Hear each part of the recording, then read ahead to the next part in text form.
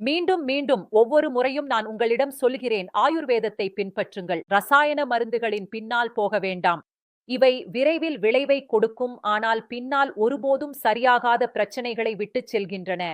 40 வயதுக்கு மேற்பட்ட ஆண்கள் குறிப்பாக ரசாயன மருந்துகளை உட்கொள்ளக்கூடாது. ஏனெனில் இந்த வயதில் பிரச்சனை வெறும் கடுமையானதாக மட்டுமல்ல, சரியாகுவதற்கும் அதிக நேரம் எடுக்கும். எத்தனை திருமணமான குடும்பங்கள் அழிந்துவிட்டன.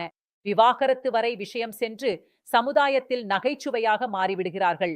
ஆயுர்வேதத்தில் ஆண்களின் பிரச்சனைகள் பித்த தோஷம் காரணமாக ஏற்படுகிறது என்று கூறப்படுகிறது.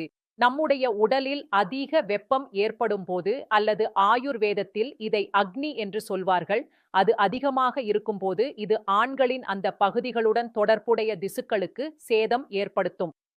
வயது அதிகரிக்கும் போது இந்த பிரச்சனைகள் மேலும் அதிகரிக்கின்றன. பல நேரங்களில் வாத தோஷம் காரணமாகவும், ஆண்களுக்கு அந்த நேரத்தில் அதிக வலி, ஆர்வம் குறைவு, தேவையான ஹார்மோன்கள் குறைவு, அவற்றின் வடிவத்தில் மாற்றம் போன்ற பிரச்சனைகள் ஏற்படுகின்றன. நேரத்தில் இந்த தோஷங்களை சரி செய்யாமல் விட்டால் இந்த பிரச்சனைகள் நிரந்தரமாக ஆகிவிடும். ஆயுர்வேதத்தின் மூலம் இந்த தோஷங்களை சரி செய்ய முடியும். ஆனால் பிரச்சனை கடுமையாக இருக்கும்போது, வயது அதிகமாக இருக்கும்போது, உடல் பல ஸ்டாங். இந்த மருந்து ஆயுர்வேதிகம் மட்டுமல்லாமல் 3 மாதங்கள் 60க்கும் மேற்பட்ட ஆண்கள் மீது கிளினிக்கல் சோதனை செய்து தயாரிக்கப்பட்டது. அதாவது இது பயன்படுத்துவதற்கு முற்றிலும் பாதுகாப்பானது. இதில் ஹிமாலயன் சிலாஜித் உள்ளது. இது உங்களுக்கு சிறந்த உற்சாகம் மற்றும் சக்தியை வழங்கும். ஹார்னி கோட்வீட் தேவையான அளவை அதிகரித்து முக்கிய உறுப்புகளுக்கு இரத்த ஓட்டத்தை அதிகரிக்கிறது.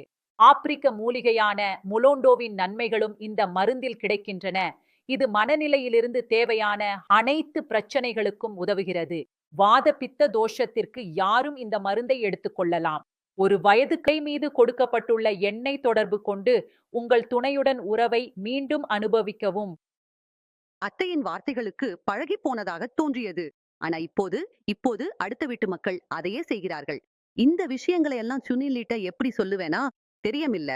வீட்டுக்கு வந்ததும் அவர் உடம்புல உயிரே இல்லாத மாதிரி இருப்பாரு. பேசுவது தூரம், அவரை பற்றி யோசிப்பதே பாவம் போல தோன்றியது. அந்த சமயத்துல ஒரு நாள் சமூக ஊடகங்கள்ல லிவோஸ்டான் பத்தி படித்தேன். நிறைய பேரின் வீடியோ கட் பார்த்தேன். நம்பிக்கை வரல. அப்படியும் நான் ரிஸ்க் எடுத்து ஆட்டஸ் அனுப்பினேன். சுனிலுக்கு தினமும் ஒரு மாத்திரை கொடுப்பேன். வெறும் 7 நாட்கள். ஆமா, வெறும் 7 நாட்கள். இப்போது 2 மாதங்களாக கர்ப்பமாக இருக்கிறேன். மணி நேரங்கள் முழுக்க இடையறாது இருக்க முடிகிறது. யாருக்கும் தெரியவில்லை அவருக்கு இந்த அளவு சக்தி எப்படி வந்தது என்று. இப்போது தோன்றுகிறது, இவனே பழைய சுனில் அல்ல போல. லிவோஸ்டானுக்கு நானே